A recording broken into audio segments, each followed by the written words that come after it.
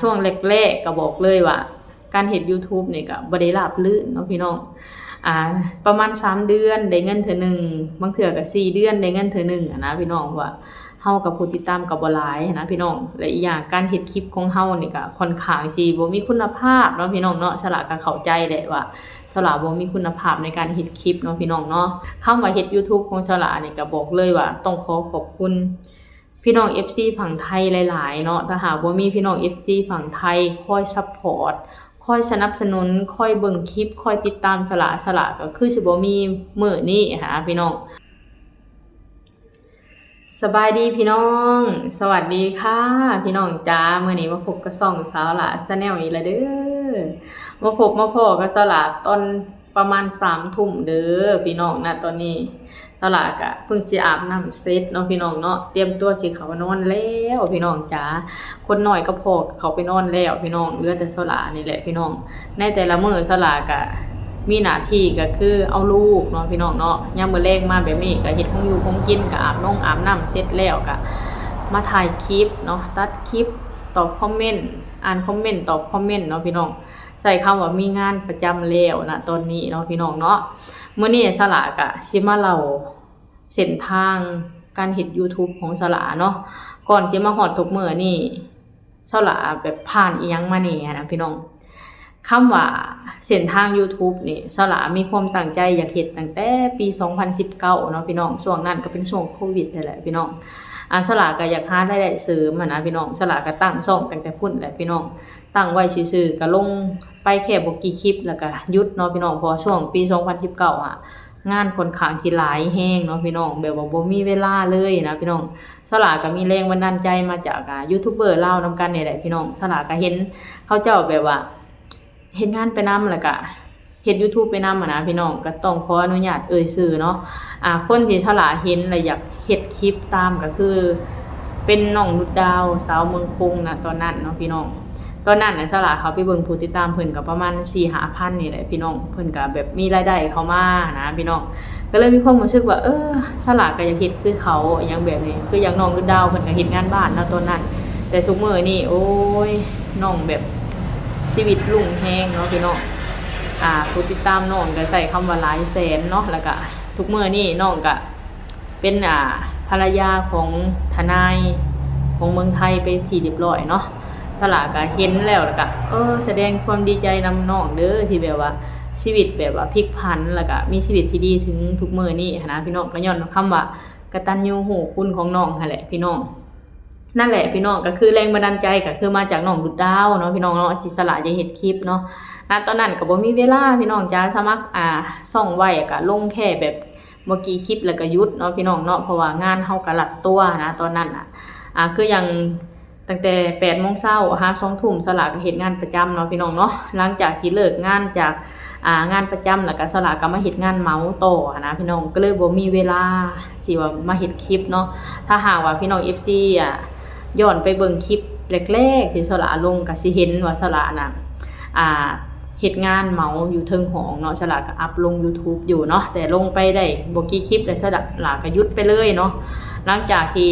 หยุดไปก็ใช้คำว่าเกือบ 2-3 ปีไปแหละจนสลากลับมาอยู่บ้านเนาะพี่น้องสลาถึง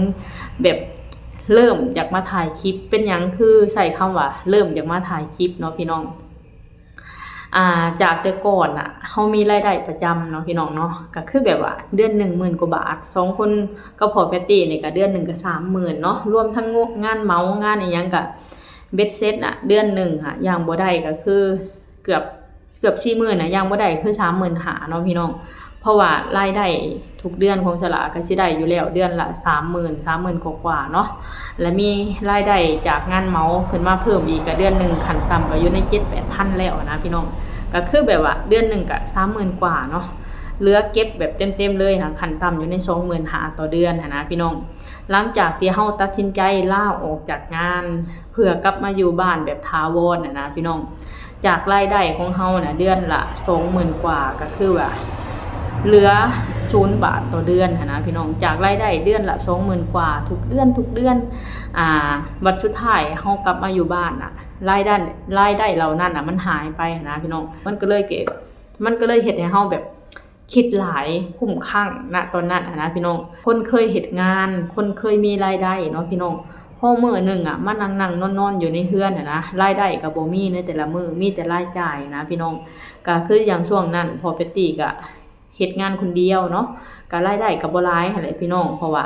มันบ่คืออยู่ไทยเด้คืออย่างอยู่ไทยเฮาได้เป็นกอบเป็นกำเนาะ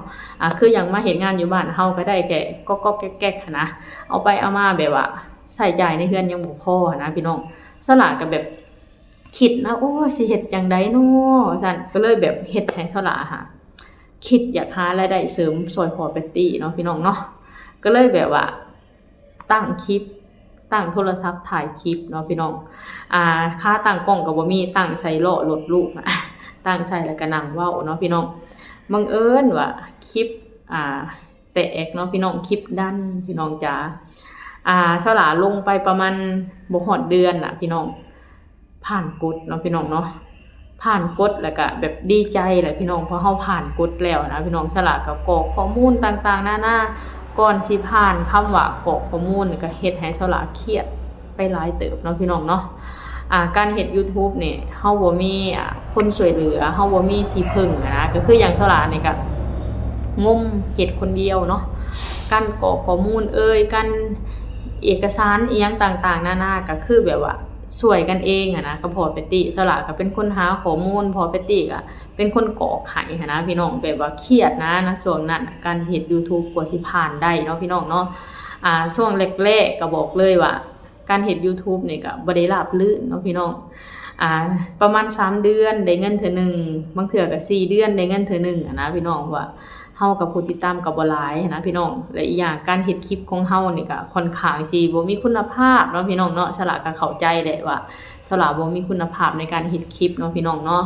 หลังจากนั้นก็ใช้คำว่าเกือบปีพุ่นเด้ที่ฉลาดแบบได้เงิน YouTube ประมาณ2เดือน3เดือนได้เทื่อนึง4เดือนได้เทื่อนึงนี่ใช้คำว่าเป็นปีเนาะพี่น้องเนาะจนผ่านไปปีนึงเนาะพี่น้องสิ้นปี2024เนาะหลังจากตั้งแต่2024มาฮอด25สลากได้ทุกเดือนเนาะพี่น้องถึงสิได้แบบบ่หลายแต่มันก็คือความภูมิใจของเฮานะพี่น้องอย่างน้อยเฮาก็มีรายได้เข้ามานะพี่น้องก็บางเดือนก็ได้ 3,000 บางเดือนก็ได้ 4,000 บางเดือนก็ได้ 5,000 นะพี่น้องสลาก็คิดว่าสลาเฮ็ดเต็มที่เด้พี่น้องบอกเลยว่า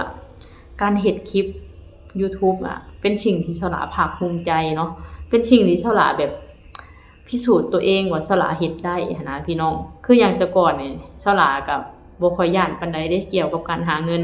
ก็เพราะว่าเฮาเฮ็ดงานอยู่ไทยเนาะค่าแรงเฮาได้อยู่แล้วนะพี่น้องเฮาขยันเฮาอดทนเฮาประหยัด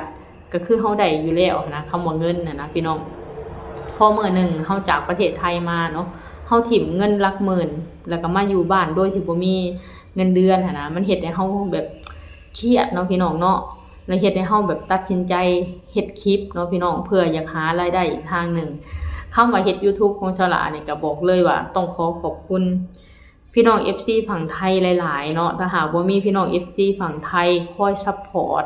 คอยสนับสนุนคอยเบิ่งคลิปคอยติดตามฉลาก็คือสิบ่มีมื้อนี้พี่น้อง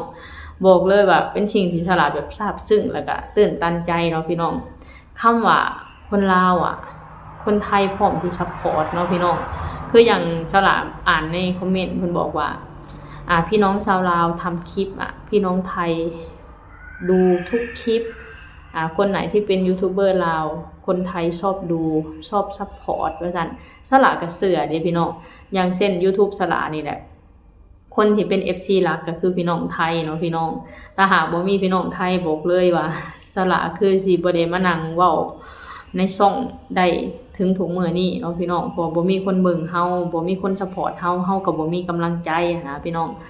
คืออย่างสละเว้าได้ทุกมื้อนี้ก็ย้อนว่ามีพี่น้องไทยคอยซัพพอร์ตมีพี่น้องไทยคอยแบบแนะนำติตึงให้สละปรับเปลี่ยนนะพี่น้องบอกเลยว่าซาบซึ้งใจเนาะพี่น้องเนาะจนฮอดทุกมื้อนี้สละก็บอกเลยว่าสละภูมิใจในสิ่งที่เจ้าของเฮ็ดได้นะพี่น้องอย่างน้อยทุกเดือนสละก็มีรายได้ตรงนี้มาเพื่อจุนเจือครอบครัวนะเพื่อแบบช่วยเหลือพ่อแพตตี้ข้างหนึ่งนะพี่น้องถ ถึงสิเป็นเงินที่บ่หลวงบ่หลายแต่มันคือเงินที่เฮาหามาด้วยน้ำพักน้ำแรงของเฮามันเป็นเงินที่เฮาหามาด้วยคำว่าสุจริตนะพี่น้องบอกเลยว่าภูมิใจแล้วก็ปลื้มเนาะพี่น้องเนาะคือยังพอแพตตี้ก็แต่ละมื้อก็ถามแล้วว่ามื้อนี้ขึ้นมาเท่าใดมื้อนี้ได้เงินเท่าใดหันนะพี่น้องพอแพตตี้ก็ค่อยถามเนาะพอแพตตี้ก็เป็นกำลังใจอีกกำลังแรงหนึ่งที่เฮ็ดให้สละแบบสู้นะพี่น้องบางครั้งสละก็ท้อเด้ในการเฮ็ดคลิปเพราะว่าวิวบ่ขึ้นนะพี่น้องพอแพตตี้ก็บอกว่าบ่เป็นหยัง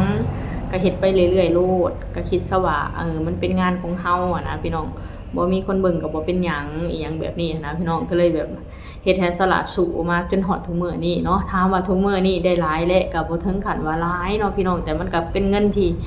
หลายสำหรับสละเด้พี่น้องเดือนนึง 4,000 เดือนนึง 5,000 บางเดือนก็ 3,000 เนี่ยเป็นเงินที่แบบว่าถ้าหากว่าเฮาบ่ลงมือเฮ็ดเงินเหล่านี้ก็บ่มาหาเฮาเนาะพี่น้องเนาะคำว่าเงินถึงสิน้อยสิหลายมันก็คือเงินน่ะนะพี่น้องเฮาบ่มีเงินน้อยเฮาบ่ค่อยวาสนาเนาะพี่น้องเนาะชีวิตเฮาจังแบบบ่ขัดสนนะพี่น้องอันนี้ก็คือความรู้สึกของสละเด้พี่น้องนี่แหละพี่น้องอันนี้ก็คือเส้นทางการเฮ็ด YouTube ของสละเนาะพี่น้องมันก็บ่ได้โรยด้วยกลีบกุหลาบเนาะพี่น้องเนาะแต่ว่าทุกสิ่งทุกอย่างเฮาก็ภูมิใจในสิ่งที่เฮาเฮ็ดได้นะพี่น้องสละก็สิพัฒนาฝีมือในการเฮ็ดคลิปไปเรื่อยๆเนาะทางพี่น้อง FC ก็คอยติตึงสละนี่เด้อสิ่งใดที่สละเฮ็ดบ่ถูกก็เตือนสละได้หรือว่าอยากแนะนำให้สละเฮ็ดแบบใดก็สามารถแนะนำสละได้เนาะแต่ก็พยายามสิเฮ็ดให้เจ้าของดีขึ้นเนาะพี่น้องเนาะโอเคพี่น้องสำหรับคลิปนี้สละก็สิขอจบคลิปส่ำนี้ก่อนเด้อขอให้พี่น้องทุกคนกดไลค์กดแชร์กดติดตามสละนี่เด้อสบายดีสวัสดีค่ะ